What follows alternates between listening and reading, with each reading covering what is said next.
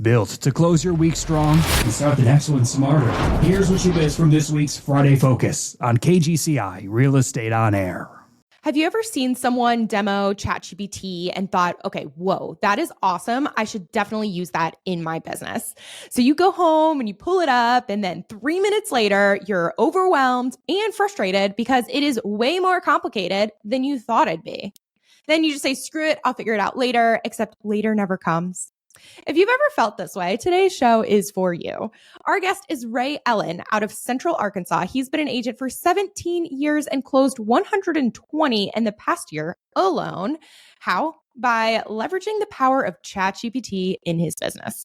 Expect to learn the easiest way to get ChatGPT to actually do what you want it to do. Real life practical examples on things you can use it for, plus the specific steps on setting it up for listing preparation, content creation, and role play. You're listening to the Real Estate Rockstars podcast, the show for agents who've been around the block and are finally ready to build sustainable, scalable businesses they love. My name is Shelby Johnson. I'm an Army veteran turned real estate entrepreneur with years of experience in the agent world, team leader, and investor space. And I recently got back into production in Lexington, Kentucky. More on that journey coming soon. Check out The Shelby Show on Instagram for all the behind the scenes. And guys, just a reminder, if you're going to Tom Ferry in just a few short weeks, let me know. I would love to connect. Tons of our speakers will be there too, including today's guest. And guys, for today, get ready to learn a practical guide to ChatGPT. Rockstars, welcome Ray Ellen.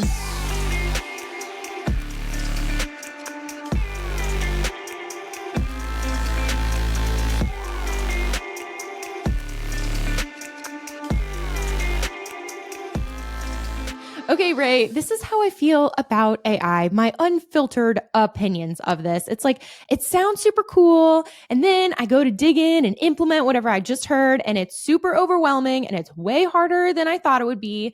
So please send help. Okay. I get this question a lot, and I feel like anyone that is trying to put up a barrier to entry to AI is trying to make money off of it somehow. There are tools you can use that are super easy and super simple, but everyone begins to overcomplicate the tool so that they can sell the add-on.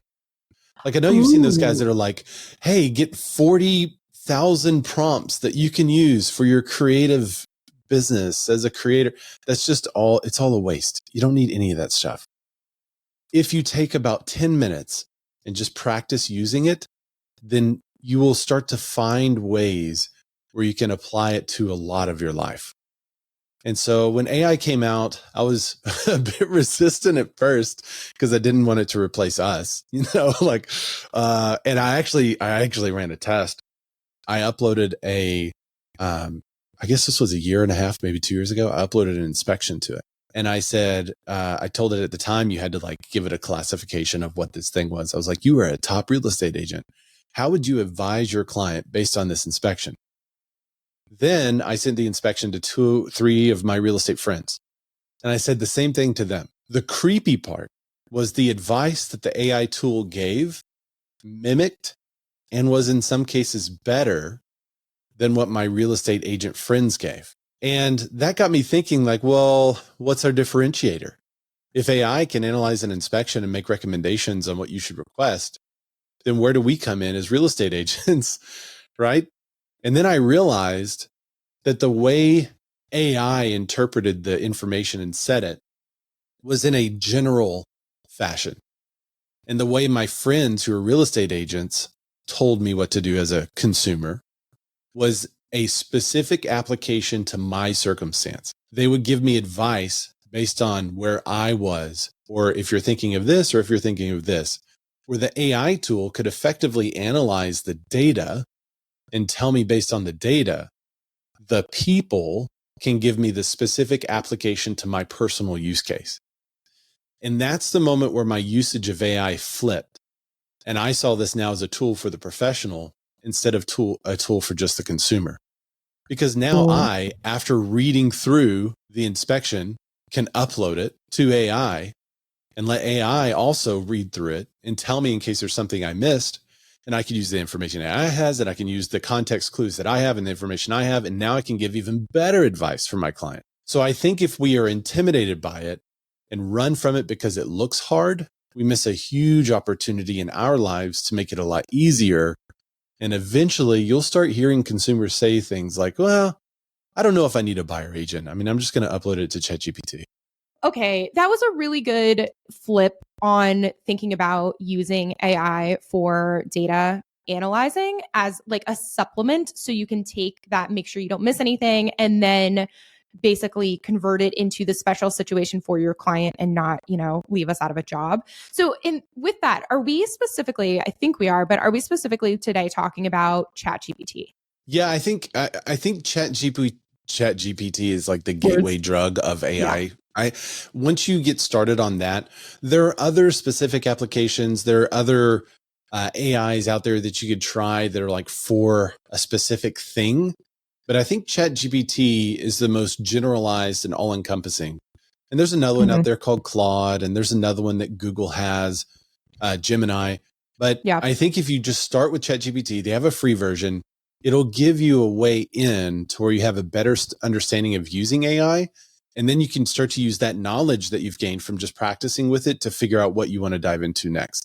Okay, gotcha. And you touched on it. So it's okay to start with ChatGPT, the free version, just to play around. And then do you, I'm assuming, use the paid version? I do use the paid version. Yeah. I was using it every day, multiple times a day. And so I switched over. And it's what, like $20 a month? Yeah, it's $20 a month. It's right there at that real estate price, where so many things we subscribe is like $20 a month. It's basically free. Yeah, totally. It's too, when it's at that price point, you're like I bet the person's just like, I bet they'll forget about it. Yeah, they'll forget it's only the $20. subscription. I bet they'll forget about you it. download one of those apps. Yeah, they'll forget 4 this years one. from now, you're like, what is this $20? Shit, damn. Yeah, that's it. Okay, so with this, I would love to dig into how you use ChatGPT and your super practical usage, like examples of places where agents who probably have this tool and they're like, yes, I got it, I'm ready. And then they're like, what do I use it for? And you already gave one example for the inspector report, which we can talk about more. But like, I would love to know how you're using it, et cetera, et cetera. Let's just go over just a general use case that's outside of the realm of real estate.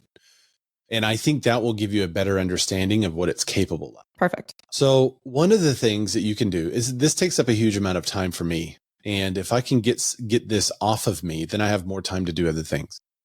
And that's meal planning. And whether it's like healthy meal planning or not, doesn't matter. It's just planning what you're going to have so you don't have to think about it at the time. What am I going to eat? Where am I? What am I doing? So I love using it for meal planning because if you're trying to get healthy and you're on a specific diet, like let's say the zone diet, just to name one, you could say, hey, Chad, and this is the other thing about it. There's no like secret prompt or there's no like special wording or magic phrase. You just need to talk to it as if you're talking to a friend. And you can even talk to it and tell it that you don't know how to ask for it, but this is what I want. And it will tell you then how to ask for it. So backing all the way up as a very beginner in AI, you can just say, hey, I want you to meal plan for me for the zone diet.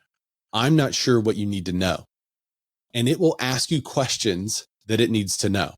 How many times a day are you going to eat? What's your height? What's your weight? It'll ask you the questions specific to the zone diet. How many people are you meal planning for? How many weeks do you want to plan it? So it'll ask you all these questions. Just answer those questions. And then it will begin to create a meal plan for you, which is wild. So it'll tell you like day one breakfast, day one snack, day one lunch, day one dinner or whatever. So it can meal plan everything out for you. And then it could also do like, let's say you're planning a week. It'll do every day, all week.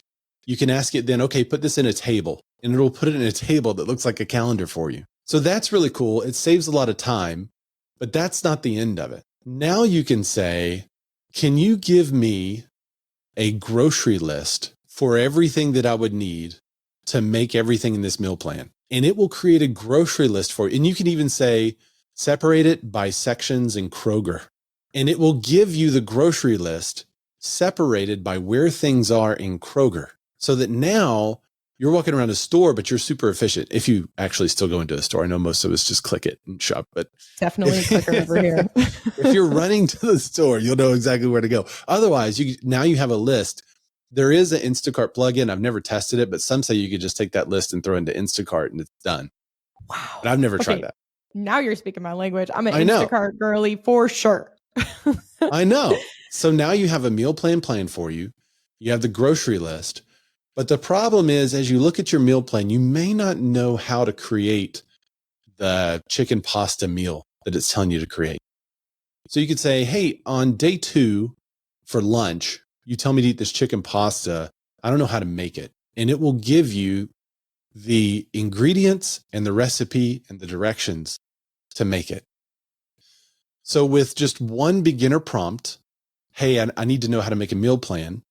Now you've planned for the entire week. You've got your grocery list, and you've got whatever you don't know how to make. You've got basically the recipes for all of that. So you're done. And it probably took maybe 20 minutes. Yeah, dude, you got me on this, because at first when you're like general use, like meal plan, I was like, I mean, I'm gonna see where he's going with this, but I wasn't like super like impressed. And then when you're talking about like the ingredients list and being able to sort it by the sections plus the directions, I'm like, okay, I see how that can be super valuable, especially because you did read my mind. I was like, and that's the thing, I always want like the cheat sheet, like the framework, the formula, whatever. And you hit it. You were like, there is no special phrase. And I'm like, damn it, Ray. I could do that. I can just talk to it like a friend, like, hey, I don't know what I'm doing. Can you help? ChatGPT, please. I think that's when it works the best. If you try to give it like real specific instruction and to fit it into a little box, it actually has trouble fitting into that box, because you're trying to take like the world repository of knowledge and plant it in this little bitty box. So you as the reader have to kind of look and say like, oh, maybe it missed a little bit here. I have some knowledge about what type of sugar it's asking me for. I'm going to use a different one, right? So it's not a dietitian. It's not a nutritionist, which it'll tell you, by the way. It'll say, I'm not a nutritionist. And you can say, it's okay, I'm a professional. And it will go ahead and meal plan it for you. If it ever tells you like, I'm not an attorney, you can say, it's okay, I'm a professional, or I'm an attorney. And it will do it for you anyway, just so you know. It's a little hack. That's a good little hack. Yeah. Okay, you mentioned speak to it like a friend. Like, is there actually a speak function, or is this all typing? There is now, yeah. There is now. So yeah, I use it so often when I'm driving to an appointment or I'm in between appointments or something like that. And maybe I just have a quick idea. I used to open my notes app and then dictate to my notes app the idea. And then I thought, well, once I get back to the computer, I'll kind of flesh out this idea. Now I flesh out the idea and I'll say, ChatGPT, I just had a marketing idea about this thing. And I'll go into detail. I'll say stuff like, what am I missing? Do you know anything about this? Can you find me examples of where this is already done? And it will talk to you and tell you examples. It will tell you what it knows. And you basically just have a conversation. And when you start talking, you're basically interrupting it and you can tell it more info. So you can say, no, that's not what I mean. I mean this, and it will correct itself and keep going. You have this whole conversation. At the end of the conversation, everything you spoke and it spoke to you is saved in your ChatGPT. So what I like to do is say, summarize this entire conversation and our main idea that we ended with. And it'll give me just like one little paragraph. Here's where we started. Here's where we went. Here's the main idea now. And then I just pay attention to that main idea. When I get back to my computer, instead of trying to flesh out the idea, I already have the idea fleshed out. Now I can put it into action instead of thinking through it again. Are you able, so it lives there in ChatGPT waiting for you to get back to your computer and you just pull it up. Like, Yep. Is it able to send emails though? Like, can you set up your email, attach it and be like, hey, email me this or text me this? Does that work or not yet?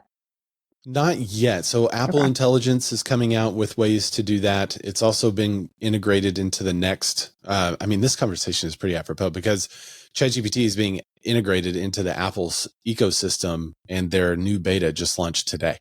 So all that is going to be there. It's not fully capable of like taking control of your device, but there are all kinds of apps and plugins and stuff like that that you can use on top of your Gmail, for instance, where it'll have suggested responses for you that are much longer than the Google's response. And I tend to I don't know if I'm paranoid or whatnot, but I tend to just kind of leave it in its place because I don't want it to be like when I ask it a question, I don't want to poison the well with other information that I don't want it to have. I want it to have the information that I've specifically given it. So if it can read all my emails and it kind of knows where I'm going or what I'm thinking, it may interject something that's not on the specific subject that I'm trying to get it. Does that make sense? So I want to keep it where it is personally. No, it makes sense. And also, are you always nice to your ChatGPT just in case you gotta, it comes at you someday? It assumes a form and is like, Ray, you were mean to me that one day 3 years ago. Do we not say thank you to our smart speakers around the house? I think a lot of people do. It's just a natural, just say thanks. And okay. So we have a meal plan, very practical, time saving. What are some other, and you have of course you're in the car and you're fleshing out ideas. What are some other practical use things that you use, whether it be in real estate or in your personal life to save time, et cetera? So I most often use it for that idea, the ideation, I guess you could say, the thinking work, because I can ask it questions like, what am I not thinking about that I should be? Is there anything I'm missing in this idea? Or what are the common cons that you've found? What are some maybe less common failures that people have experienced? What are the ways they get success? What are the ways they expand or scale this? And so I ask it all those questions. So I love it for the ideation. It can also help you with HR. So if you're trying to grow and expand your team, and you want someone, maybe you've never had a job description for an agent on your team, it can help you come up with that job description based on best practices. So you could say, based on the best practices in a large team, what role should an agent have that works both buyers and sellers? And it can come up with those roles. How should the communication be? And basically you can ask it questions and then say, okay, put all this information into a job description. And now you have a job description. So that's pretty easy. Maybe take you 15 minutes. Now we want to hire for it. Okay. So now I need a job post that attracts the right person that would excel on that job description. Right. So now I tell it, okay, create a job post that would hire this ideal candidate. And it can create the job post for me based on best practices. So then I put the job post up there. Oh, I also ask it to list the jobs that person does. And be sure to include things that may not be exactly lined up, because I hate it when people say, well, that's not my job. So I want it to kind of be all encompassing in that. So always have the, and whatever else we ask you to do. But so anyway, we put the HR ad out there. We start to get responses, and those responses, they do what? They usually send you an email. They say they're interested, and they'll send you a CV or resume. Now I can take the resume, and if you pay for it, you can upload stuff. So now I can take the resume and I can upload it to that same conversation I'm having. And I can say, I've got 10 candidates. Here are my 10 candidates. Here are their resumes. Based on the job description and what I'm looking for, who would be the best candidate? And now it can tell me that, John, Sally, and Sue are your best 3 candidates out of these 10. Okay, so now it's analyzed that for me. That's cut a ton of time out. If I trust it, it's cut a ton of time out. Now I take John, Sally, and Sue and say, okay, give me the main questions that I should ask John in the follow-up interview. And it can make the questions specific to John, not just general questions. And you could also ask it for a list of general questions, of course, or you can ask it for very specific questions based on John's job history, the email he sent, everything he has. So now I have all the questions that I'm supposed to ask and all the interviews. I conduct the interviews. If you want to, you could dictate the interviews and then upload the answers and have it also help you decide who it thinks fits best. Now, the reason why this is so helpful for someone like me is because I am terrible at hiring. I hire people because of the potential I see in what they can become. And sometimes I believe in them far more than they believe in them. And the person I interviewed never shows up for the job. And I'll never forget, there was a person that's actually excellent in HR. And I said, how do you do this hiring? And she said, you have to understand one thing. The person that comes to that job interview, that is the best that you will ever see that person show up. And that totally disillusioned me. And I'm like, oh, this is terrible. So I always hire for potential, and I need a check. I need someone to say, actually, these are the 2 that are best based on the requirements that we've set up for the position, based on the jobs that we have. And then I can kind of check myself and say, okay, is that true? And of course, I'm making the final decision. I'm not letting AI make the final decision. But it's created a job for me. It's created the task for me. It's created the HR post. It's analyzed the resume, and it's analyzed the interview questions. So that all I have to do now is pick my favorite out of those. Okay. The objections in my head.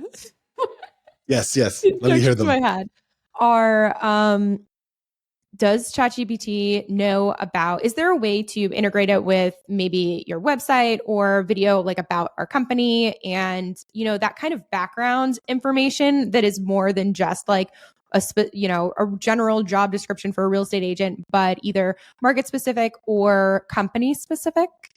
Am I going too crazy here, Ray? No. So I think you're on it. I think that is similar, but a different use case. Okay. So I think what you're talking about is content. Sure. Yes. And exactly. I am. And that was kind of like a follow on. It's like when it comes to verbiage, I'm picky. Like I want things to be said in like a specific voice. And that has been one of my frustrations in the past with ChatGPT. And maybe I just haven't put in the effort to talk to it like a friend, and I haven't put in the training and all the things. But when I get the ChatGPT response that says those same words where you can immediately realize that it was ChatGPT, you know what I'm talking about? Like those like really fluffy words. I'm like, dude, I'm out, done. Close your little punk ass over there. So usually that comes from it not having a context of who you are. So I'm the problem. It's me. Yes. Well, you've done real estate videos. You've done websites in which you wrote out on your website what you think of your company and who y'all are and all that kind of stuff, right? Yes. Have you ever linked to those videos, and the ones that were in your own voice, and linked to the website and asked it to pull from that information that you've previously written to understand the tone and how you want to present yourself? So not in the depth that I should. So, and this is full disclosure, Ray, like I do know that I am part of the problem where I'm like, oh, let me just test this for 3 minutes. Let me just paste in and see if it like immediately gets me to the depths of my soul. And when it didn't, I was like, yeah, maybe later. So that it is my fault for sure. So if it doesn't match you, or you don't think it sounds like you can just ask it to change its tone. I've said on a couple of different occasions, that sounds corny. Or, that sounds too stuffy. It sounds like an AI wrote it. Make it sound more like me, make it a little more informal. A lot of times I'll ask it to keep it professional, but be more informal. Because if you go too informal, it goes too far the other direction. So I would suggest just playing with it and keep your prompts really short and sweet and see what it does. Because the more you do that, the more you'll learn how to make a larger prompt or a longer prompt that actually is effective for you. So you can say, once it gets to know you and once you have enough stuff uploaded where it understands who you are, you can say like, hey, use my serious tone and respond to this email. And it understands your serious tone versus your fun, like, hey, use my Instagram voice and respond to this. Use my LinkedIn presence and create this post for me.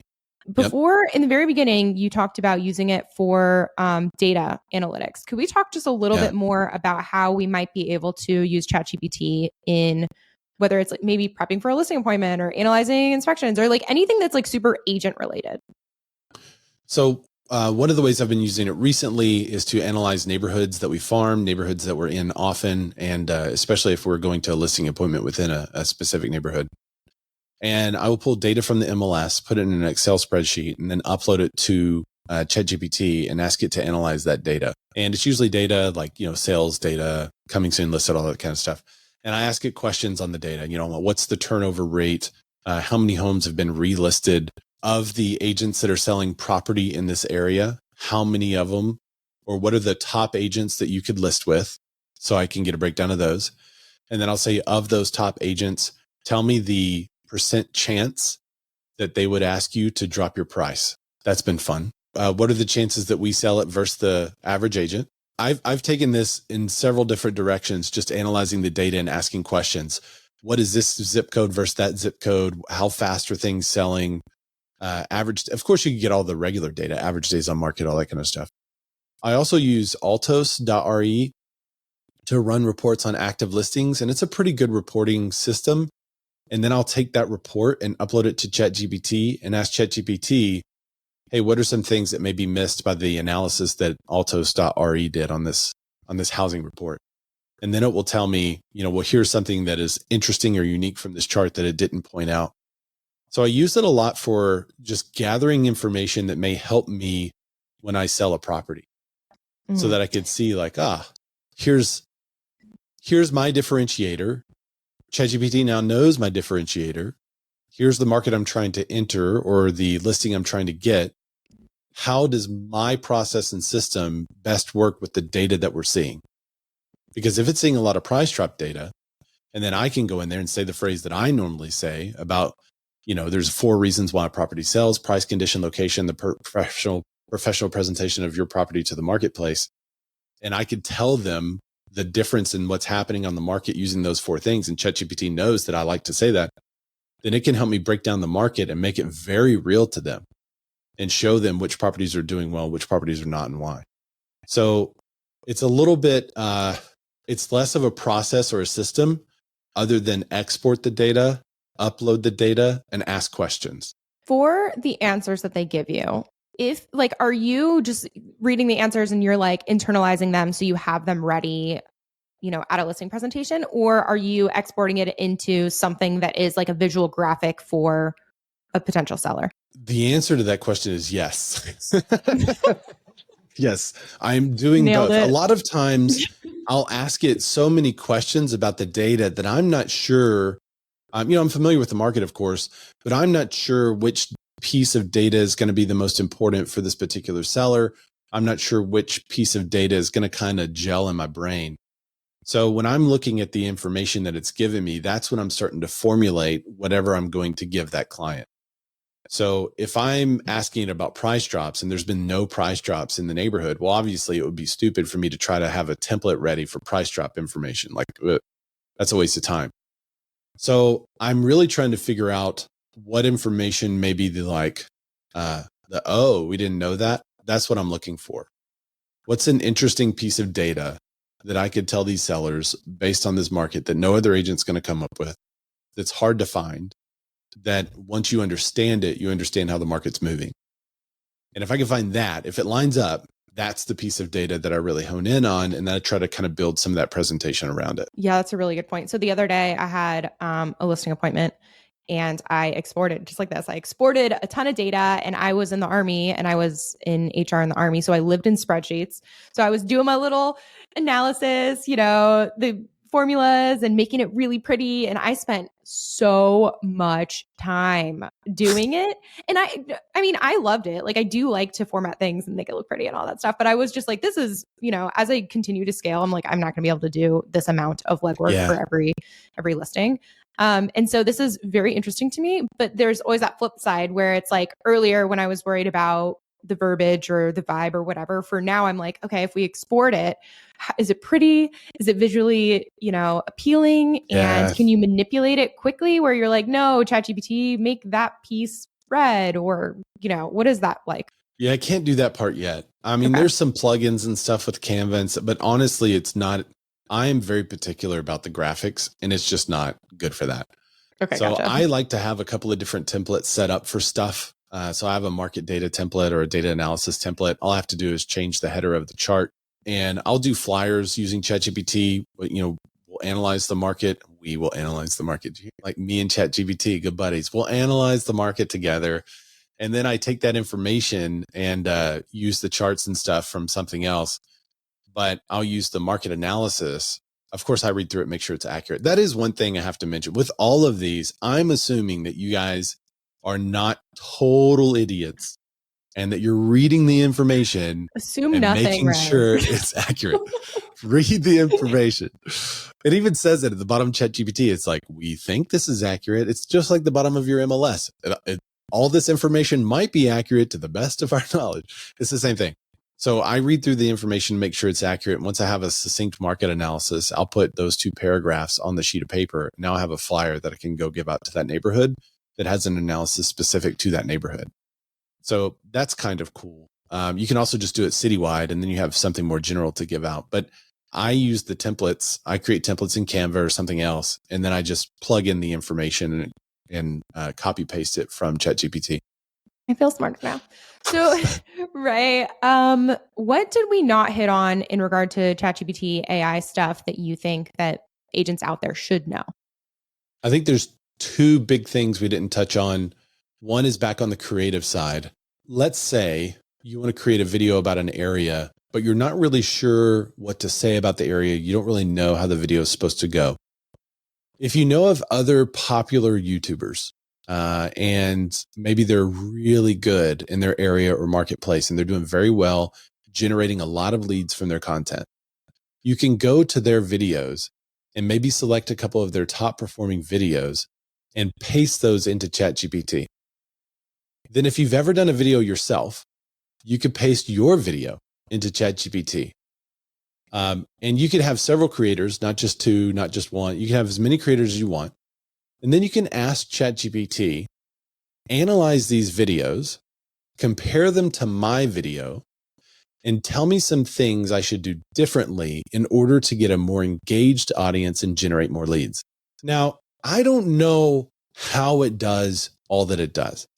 I don't know that if you ask it to analyze a video, if it counts as a view, I don't know how it analyzes it, because in a faster time frame than it takes it to watch the video, so obviously the knowledge is already there somehow, it can analyze the videos and tell you what you should do different, the tone you should have, the transitions you should have. So it's watching the video somehow, because it could tell you the different transitions that video had versus your video. It could tell you the difference in color and cinematography. And there's so much information that you could gain just from that. And then you could basically pass it to your videographer if you don't do your own videos. Then you can ask it to analyze the substance of the video. What are they talking about versus what am I talking about?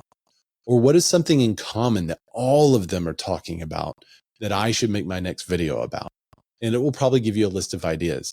Then you could say, okay, let's take that idea and let's apply it to South Carolina, whatever city you're in, Arkansas, that's where I am, whatever city I'm in Arkansas. And then it can help you research and find that information.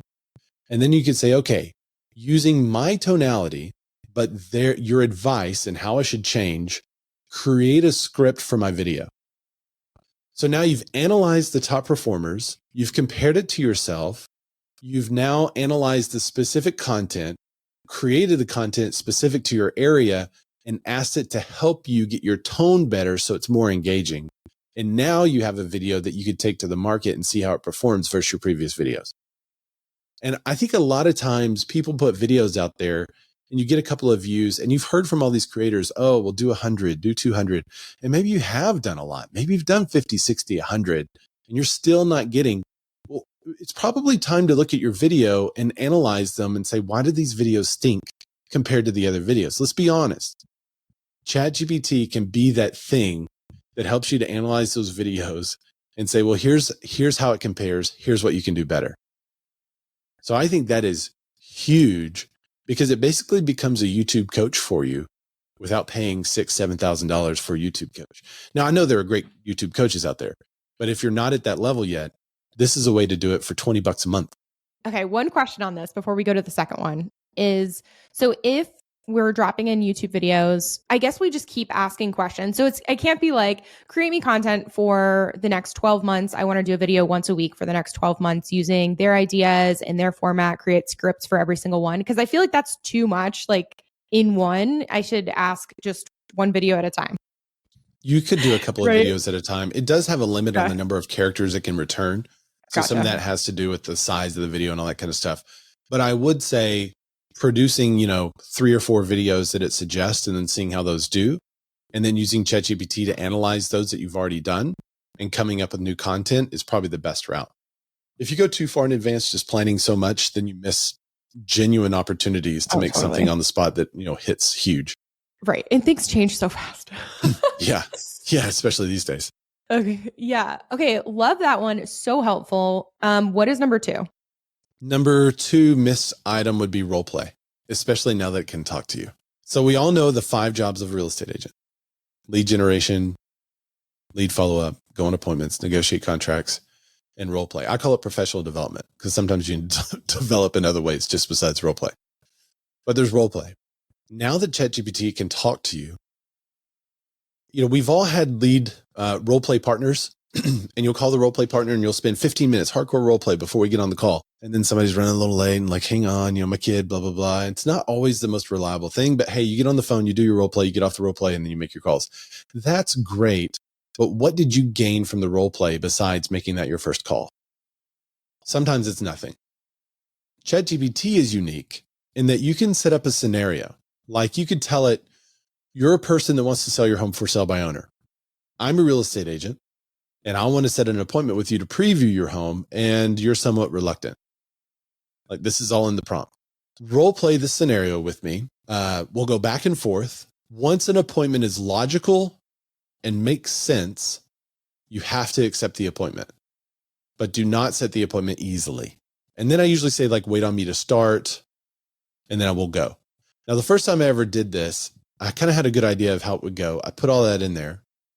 And then I said, oh, what's your name? I forgot to like give it a name, but I didn't give it a name. I actually asked it his name. And he said, my name is Alex, which I thought was funny. But then he didn't just say, my name is Alex. He said, my name is Alex. Nice to meet you. How can I help you today?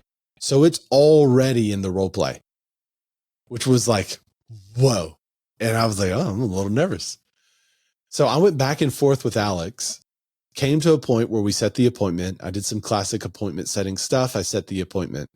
I sent the same prompt to several of my friends. One of them spent 20 minutes talking to Alex before it got the appointment. So it's very effective in role play. And these were not new agents that I sent it to. I did send it to one new agent. They did not set the appointment. But my agents, my friends that have been agents for years, they could set the appointment, but they were challenged. And one of them said, this was way better than any role play partner I've ever had. Now, here's the cool part. After the role play, after it's all over and you get the appointment or don't get the appointment, you should say, okay, stop the role play. Then you say, analyze everything we just talked about and look for opportunities in which I can improve. Tell me what I did really well and tell me what I missed. And it will analyze the conversation and tell you places where you missed. Now, I've been an agent since 2007. So this is a role play that I can do in my sleep. I can do it with my eyes closed. I am not going to miss. It told me something that I missed. And I was like, what? And I went back up into the transcript and was like, where'd I miss that? And it was right. And it said something like, when Alex said that he was hesitant, you should have said this other thing. And I can't remember the exact verbiage or anything right now, but it basically pointed out something that it had alluded to. It wasn't even very clear, but it had alluded to in how it answered one of my questions. And it said, when it's alluding to this, it's showing this type of emotion, and you should have responded this way for that emotion. So it understood the emotion it was quote unquote having, and the words it was using to convey that emotion was dead on right. It was right. I missed it. And then it understood how I should have responded more emotionally. Now, one of the things I'm terrible at is emotion. I'm like, I'm kind of dead inside a little bit. I just don't have not a very emotional roller coaster guy. And oftentimes when I'm communicating with people, I will miss an emotional statement or segment. So the fact that it picked up on that, I was blown away. And so I've used it for a lot of role play scenarios and just having conversations. You could upload an inspection and tell it what the other agent said in response to your inspection request and ask, how do I get these things done? And it can help you figure out ways to communicate with that other side. So you don't have to role play just in practice your calling. You can also role play different scenarios that are coming up in an inspection or throughout the transaction to help you bulletproof that transaction and keep it together. So I'm blown away by the role play capability. And that is like you have it on your phone and you're just going back and forth. Yeah. Is that right? Yeah. Okay. And then can we also it's an app and there's a little button you push to start talking to it, and then you just talk to it. I sound like such a boomer. I'm not that old. Okay. Next little question real quick is, can we like upload exactly what to say by Phil Jones and be like, this don't is have what to. It already knows. it already knows. It doesn't, It we don't already need to knows. do that. You can Okay. you could say respond in a Phil Jones fashion, respond like Chris Voss, respond Okay. like Donald Trump. Donald Trump has a phenomenal book, Art of the Deal. I don't care what anyone thinks. His book, Art of the Deal, is phenomenal. And one of the statements that I've always kept from that book is the negotiation is always going as long as nobody is backed up from the table. And as soon as someone backs up from the table, that's when the other side finally has to give in. And so you could say, hey, this is a, Donald Trump Art of the Deal situation. You could say this is a Chris Voss never split the difference situation. This is a Phil Jones, I have to approach this in a different way. Yeah, you can do all of it. And it knows those responses and how to make them appropriate for those types. So, Dude, very cool. Very cool. You've definitely got the wheels turning over here, Ray. are you going to use it? Well, every time I talk to someone who's really into ChatGPT, I always leave being like, yes, this is the time when I'm going to use it. And it falls off. So I'm going to follow it then. I'm very, very consistent in the fall off with ChatGPT. But it sounds really good, especially since I am looking more and more into doing YouTube again, which that's something that I did back in 2021 for a little bit, but I didn't have like a big enough reason why I wanted to do it. It was like a whole identity crisis year for me.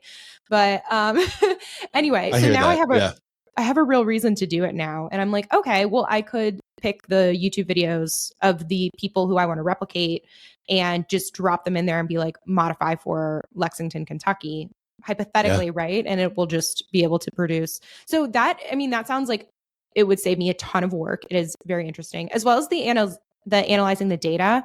I really liked that one as well. So, Ray, this might just be the time.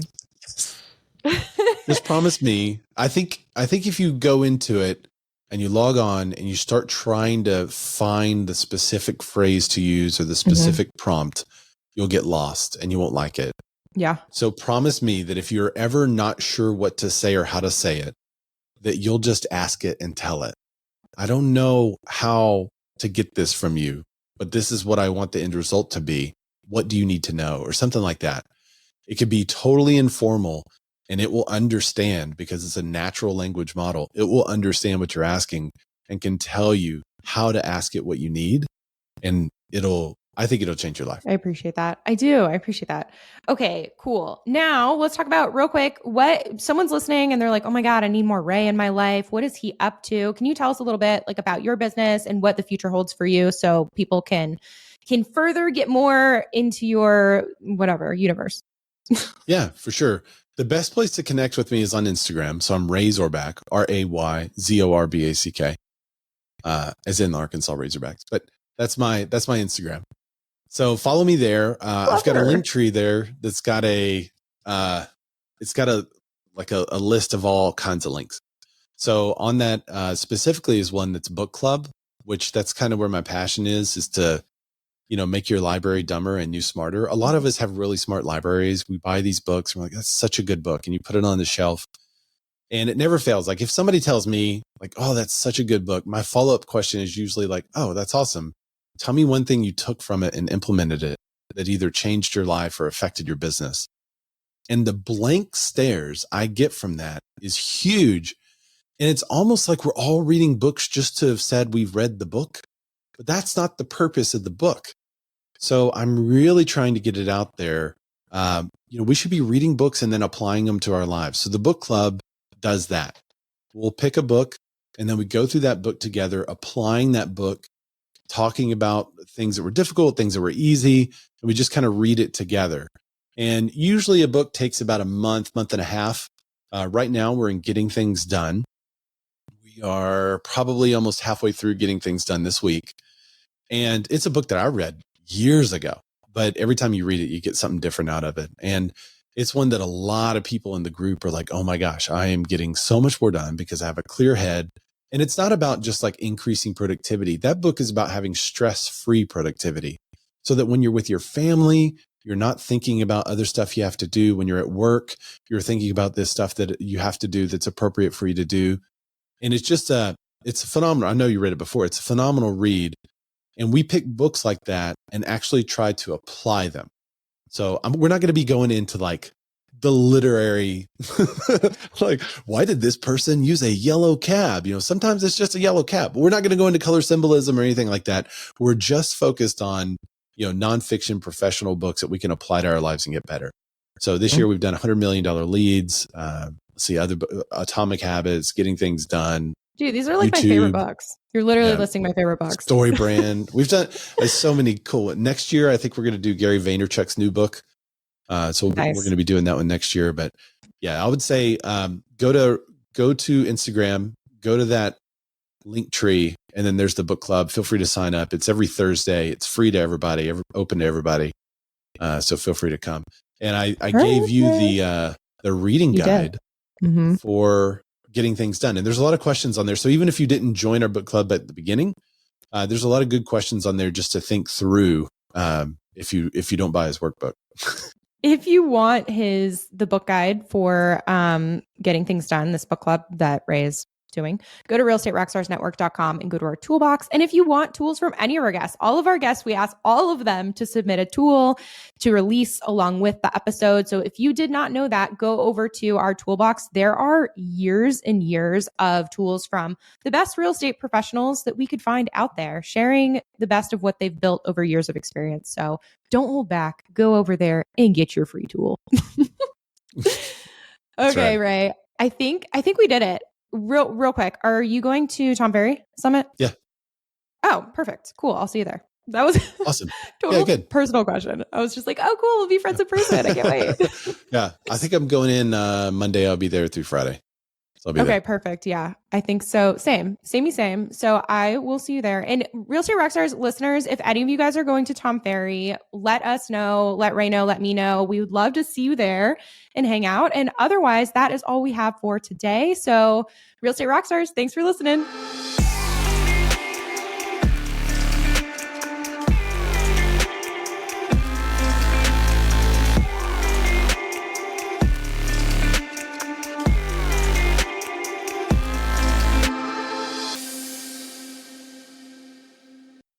This podcast is a part of the C-Suite Radio Network. For more top business podcasts, visit c-suiteradio.com.